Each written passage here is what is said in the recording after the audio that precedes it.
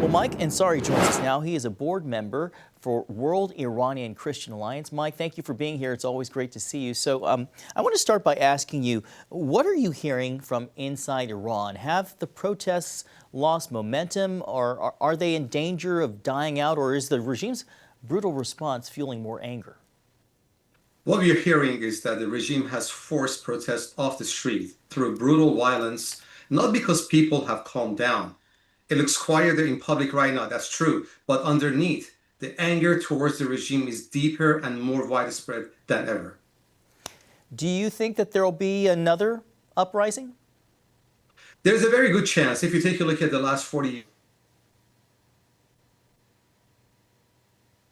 you've seen repeatedly that from time to time, Iranian public, they rise up and they protest against the inflation and not having jobs and having Iranian petroleum profits taken for exporting Shiite Islam to the neighboring countries. So Iranians are fed up. Even if this movement does fizzle out, the next movement will follow soon.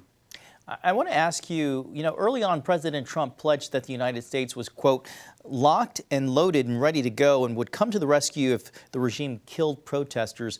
What are you hearing in terms both of the number of people who've been killed, and then also, are people disappointed that there's been no action from the United States?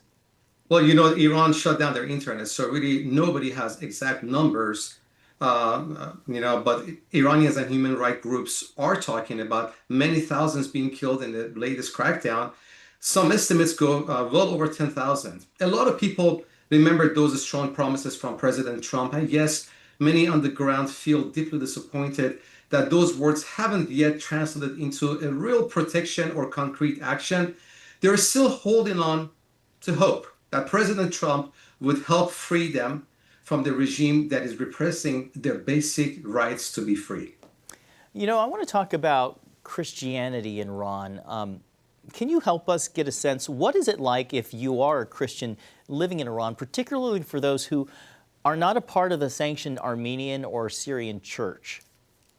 That's a very good question. So if you are a member of the sanctioned Armenian or Syrian church, you can technically meet, but we can do so under very heavy surveillance and tight control.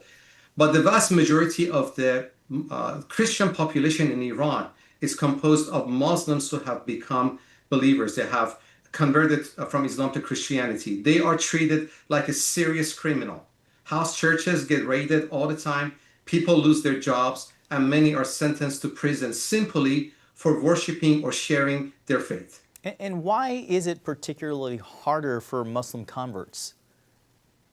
So remember that Iran is an Islamic republic, and it rules based on Islamic tenets. For it to lose its citizens from Islam to Christianity is a huge embarrassment. It shows that Islam is bankrupt among its own citizens, and that's exactly the trend that we're seeing. A lot of people that are leaving Islam, whether they become Christian or become atheist, they're doing so because they're disillusioned and they believe that Islam has nothing to offer them. So that is the primary reason. And Iran is very adamant about the fact that they don't want to lose or have the optics of having their Muslim population leave Islam, because if that happens, then the regime becomes weakened.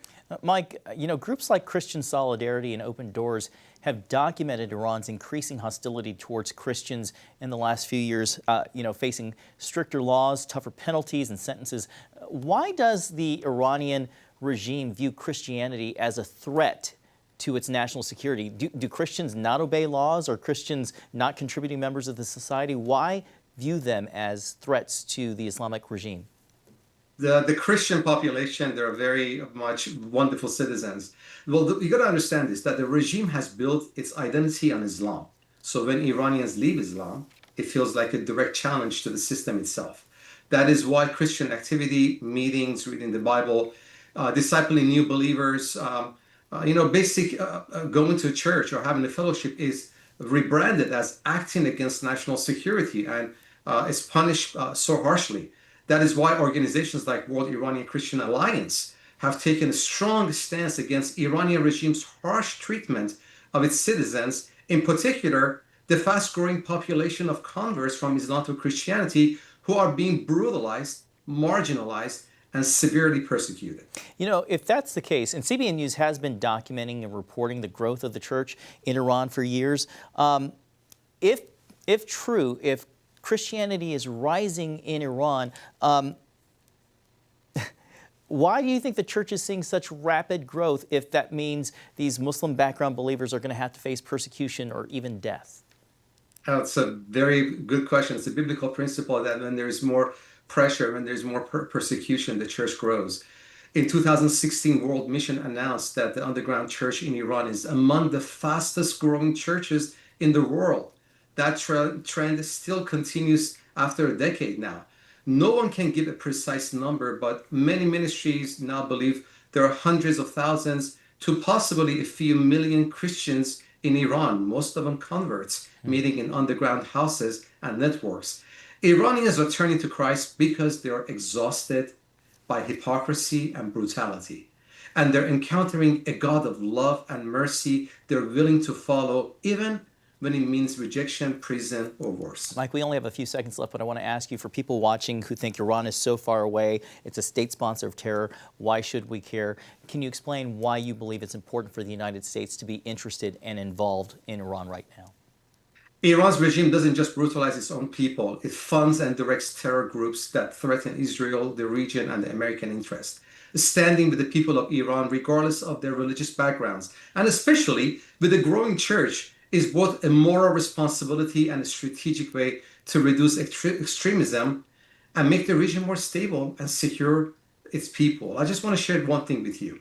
I encourage you to put on God's spectacles, not the ones that secular media gives us. Iranian people are not terrorists. They are noble, loving, and peaceful people. It is the Iranian government that is corrupt.